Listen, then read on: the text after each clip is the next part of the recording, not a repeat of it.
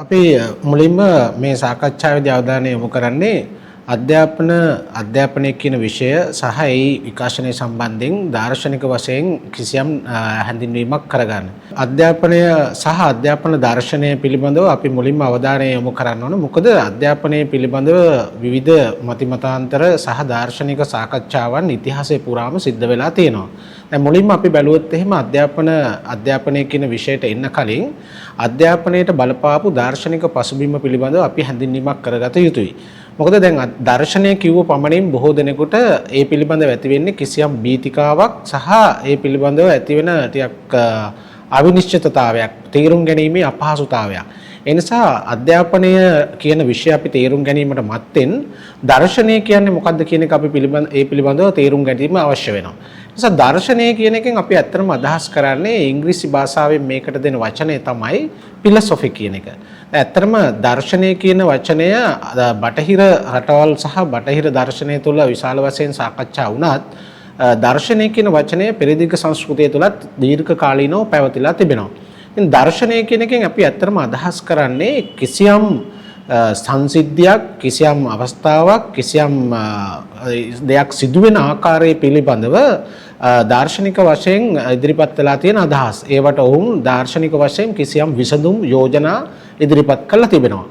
ඒ වගේම තමයි දර්ශනය අපිට උදව් වෙනවා අපිට නොතේරෙන සහ සිතාගත නොහැකි යම් සංසිද්ධීන් සිදු වෙනකොට ඒ සංසිද්ධීන් පිළිබඳව අවබෝධයක් ඇති කර ගැනීමට දාර්ශනික වශයෙන් අපිට උපකාර සහ දාර්ශනික අදහස් ඉදිරිපත් වෙලා තිබෙනවා. ඉතින් ඇත්තටම දර්ශනය කියන එකෙන් අපි අදහස් කරන්නේ මේකෙදි අපි මූලික වශයෙන්ම තේරුම් ගත යුතු වෙන්නේ දර්ශනයෙන් ඇත්තටම කරන්නේ දැන ගැනීමට තියෙන ආසාව කියන එක තමයි සාමාන්‍යයෙන් මෙහි අර්ථය. දැන් ඉංග්‍රීසි භාෂාවෙන් පාවිච්චි වෙන වචනේ ෆිලොසොෆි කියන එක ඇත්තට මේක ග්‍රීක භාෂාවෙන් එන ෆිලොසොෆියා කියන වචන දෙකේ එකතුවක් තමයි තියෙන්නේ. එතකොට ෆිලොසොෆියා කියලා කියන්නේ love of wisdom කියන එකයි. දැනී ගැනීමට තියෙන ආශාව, කැමැත්ත කියන එක තමයි දාර්ශනික කියන වචනේ සාමාන්‍ය සරල අර්ථය. එතකොට අපි යමක් දැන ගැනීමට දක්වන ඒ කුතුහලය ඒක අපිට සාමාන්‍යයෙන් මනුෂ්‍ය වර්ගයාට සහජයෙන් එන ලක්ෂණයක්. එතකොට අපි මනුෂ්‍යයා හැම විටම ඉන්ක්වයර් කරනවා. ඒ කියන්නේ විමර්ශනශීලී. නොතේරෙන දේවල් පිළිබඳව සෙවීමේ උනන්දුවක් හැම විටම මනුෂ්‍ය වර්ගයා තුළ පවතිනවා. ඒ නිසා තමයි ඇත්තටම මේ දර්ශනය කියන එක විශේෂයෙන් සිදු කරන්නේ ඒ අපිට දැන ගැනීමට අවශ්‍ය කරන දේවල් පිළිබඳව විවිධ පුද්ගලයන් විසින් ඉදිරිපත් කරපු අදහස් තමයි දර්ශනය තුළ ඇතුළත් වන්නේ. දැන් උදාහරණයක් හැටියට අපි ගත්තොත් එහෙම ඔබ දන්නවා ග්‍රීක දර්ශනය. දැන් ග්‍රීක දාර්ශනිකයෝ මූලික වශයෙන් තුන් දෙනෙක් අපි දන්නවා සොක්‍රටිස්, ප්ලේටෝ සහ ඇරිස්ටෝටල් කියලා. දැන් ඇත්තටම සොක්‍රටිස්ගේ දර්ශනය ලිඛිත දර්ශනයක් නෙමෙයි. ඔහු සාකච්ඡා කරලා තියෙන්නේ ඇතන්ස් නගරයේ හිටපු ජනතාවත් එක්ක ඇතන්ස් නගරයට ඇවිල්ලා. නමුත් ඔහු විසින් කරපු සාකච්ඡා ප්ලේටෝ විසින් වාර්තාකරණය කරලා තියෙනවා ඔහුගේ සමූහාණ්ඩුව කියන පොතේ, නැත්නම් අපි ඉංග්‍රීසියෙන් කිව්වොත් රිපබ්ලික් කියන පොතේ. ඒ හරහා තමයි සොක්‍රටිස්ගේ දර්ශනය මිනිසුන් අතරට ආවේ. එතකොට දැන් සාමාන්‍යයෙන් අපි මේ දර්ශනය කියන එකේදී අපි තේරුම් ගත යුතු තවත් වැදගත් කාරණයක් තමයි දර්ශනය අපිට උදව් වෙනවා යම් කිසි සංසිද්ධීන්, ඒ කියන්නේ අපිට තේරුම් ගත නොහැකි සංසිද්ධීන් පිළිබඳව යම් කිසි විදිහක අවබෝධයක් ඇති කර ගැනීමට.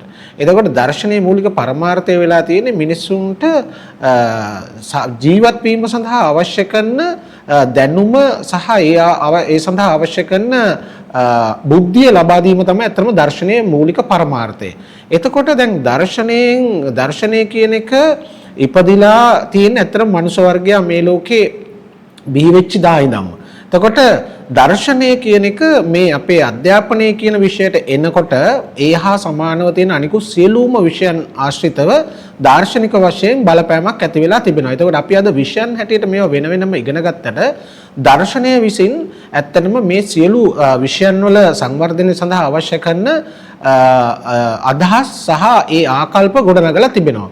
දැන් අපි මෙතනින් ඇත්තටම අධ්‍යාපනය කියන විෂයට මේ දර්ශනය භාවිතා වෙන විදිහ ගැන සලකා බැලුවොත් එහෙම අද ගොඩාක් ඇත්තටම මිත්‍යා මත තමයි අධ්‍යාපනය පිළිබඳව අද ගොඩනැගෙමින් තිබෙන්නේ. මොකද දැන් අපි සාමාන්‍යයෙන් උදාහරණයක් හැටියට ගත්තොත් මම කැමතියි ගොඩාක් මේ වෙලාවේදී මේ සරලවම මේ අධ්‍යාපනය කියන එක තේරුම් ගැනීම සඳහා පොඩි තාම කෙටි නිර්වචනයක් ඉදිරිපත් කරන්න. එතන අධ්‍යාපනය කියලා කියන්නේ complete living කියන එක තමයි හර්බර්ට් ස්පෙන්සර් කියන දාර්ශනිකයා කිව්වේ. ඒ කියන්නේ සමස්ත ජීවිතේම තමයි අධ්‍යාපනය කියලා කියන්නේ. දැන් අපි අද අධ්‍යාපනයේදී ගොඩක් වරද්ද ගන්න දෙයක් තමයි අධ්‍යාපනය කියලා අපි හැම දෙයක්ම මේ පොතපතට සහ මේ පොතපත ආශ්‍රිත වෙන දැනුමට අපි සීමා කරනවා. එතකොට අධ්‍යාපනය කියන එකේදී අපි තේරුම් ගත යුතු දේ තමයි අධ්‍යාපනය කියලා කියන්නේ මේ සමස්ත ක්‍රියාවලියට ජීවත් වීමේ සමස්ත ක්‍රියාවලියටම කියන දෙයක් මිසක් නැතුව මේ පොතපතට අපි අද වර්තමානයේ අත්දකින මේ විශ්වවිද්‍යාල සහ පාසල් සහ වෙනත් අධ්‍යාපන ආයතන වලින් ලබා දෙන අධ්‍යාපනය නෙමෙයි ඇත්තටම. එතකොට අපි අධ්‍යාපනය කියලා කියන එක ගන්න ඕනේ පුළුල් අර්ථයකින්. පුද්ගලයෙක්ව සමස්ත ජීවිතය සඳහාම හැඩගැස්වීම තමයි අධ්‍යාපනය කියන එකේ සරල අර්ථය.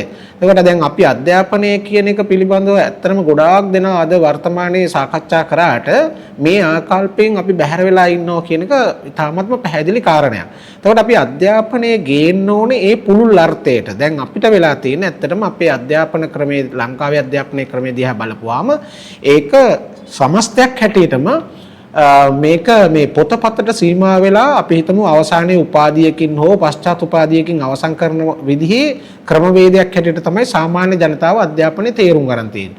නමුත් අපි දන්න එක කාරණයක් තමයි අධ්‍යාපනය කියලා කියන්නේ මේ පොතපතින් ලබන අධ්‍යාපනය කියලා කියන්නේ ඇත්තටම ඒක අධ්‍යාපනයේ එක පැත්තක් පමණයි. එතකොට පුද්ගලයෙක්ව සමස්ත ජීවිතයට හුරු කිරීම සඳහා පොතපතේ දැනුමත් එක්කම මේගොල්ලන්ට අවශ්‍ය කරනවා මේ ආකල්ප සහ අනිකුත් සමාජ සංස්කෘතියන් සදාචාරයන් පිළිබඳව ඇති කරගන්න පුළුල් අවබෝධයක්. ඇත්තටම දැන් සම්ම අවස්ථාවලදී අධ්‍යාපනයේ නිර්වචනය කරපු අය මේ සම්බන්ධයෙන් යම් පැහැදිලි අදහස් ඉදිරිපත් කරලා තියෙනවා දාර්ශනික වශයෙන්.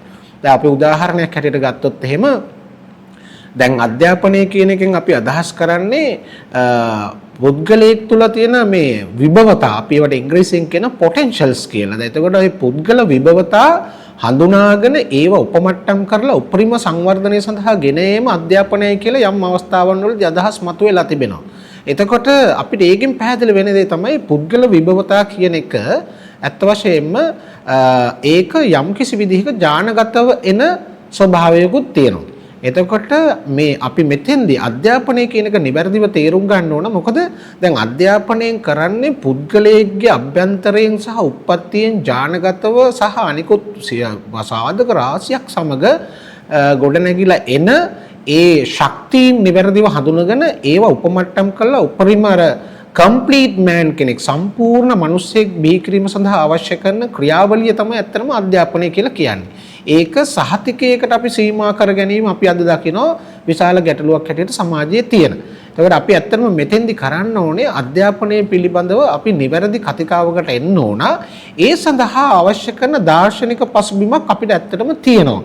දැන් උදාහරණයක් හැටියට ගත්ත සොක්‍රටිස්ගෙන් පටන් අරගෙන මෑත කාලීන අධ්‍යාපනඥයෙක් හැටියට නේද අපි ආසියානු කලාපයෙන් ගත්තොත් මහත්මා ගාන්ධිගේ අධ්‍යාපන දර්ශනයට වගේ එනකොට මෑත කාලීනව ඒ දාර්ශනයන් තුල ඇත්තටම මේ සැබෑ අධ්‍යාපනයේ කුමක් විය යුතුද යන්න පිළිබඳව දාර්ශනික වශයෙන් ඉතාම හොඳ පැහැදිලි කිරීම තියෙනවා.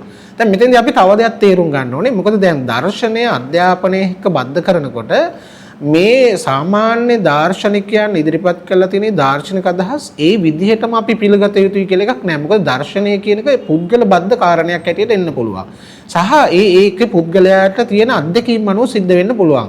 උදාහරණයක් හැටියට ගත්තොත් එහෙම අධ්‍යාපන විද්‍යාවේ අතරම ජෝන් ලොක් වගේ අධ්‍යාපනඥයෙක් ගත්තාම ඔහු කියන දේවල් ඔහුගේ අධ්‍යාපන දර්ශනයේ මූලික වශයෙන්ම ගොඩනැගිලා තියෙන ඔහුගේ දරුවන් ඔහු නිරීක්ෂණය කළා ඉදිරිපත් කරපු අදහස්. එතකොට අපි හිතමුකෝ ඔහුගේ ඒ දරුවන් තුන්දෙනා ඒ එමිල් කියන දරුවා ළඟ තියෙච්ච ලක්ෂණ පමණක් බහුතරයක් එයා අධ්‍යයනය කරලා තියෙන පාඩක් ඒ ලක්ෂණ තමයි දර්ශනයෙන් පේන්න තියෙන. ඒ නිසා ලොග්ගේ දර්ශනය ඒ විදිහටම අපේ සමාජයට අපේ දරුවන්ට මේ ක්‍රියාත්මක කළ හැකිද කියන එක පිළිබඳව අපිට යම්කිසි විදිහක ප්‍රශ්න කරන්න පුළුවන්. ඒ නිසා දර්ශනය පැහැදිලිවම අපි අධ්‍යාපනයට ගන්නකොට අධ්‍යාපනයේ සංවර්ධනය සඳහා යොදා ගන්නකොට දර්ශනය පැහැදිලිවම අපිට අවශ්‍ය පරිදි සහ අපේ සමාජ අවශ්‍යතා සහ අපේ උවමනා එපාකම් වලට අනුකූලව සකස් කර ගැනීමට කිසිදු බාධාවක් නැහැ.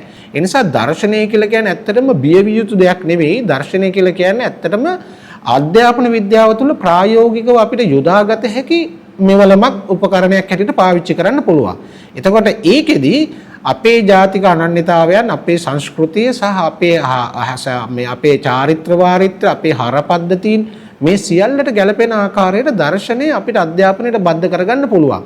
එහෙම වුණොත් ඇත්ත වශයෙන්ම අර අපි කියන පුද්ගලව විභවතා උපමට්ටම් කරගෙන සාර්ථක අධ්‍යාපන ක්‍රමයකට යන්න අපිට අවශ්‍ය කරන පසුබිම සකස් කරගත හැකියි.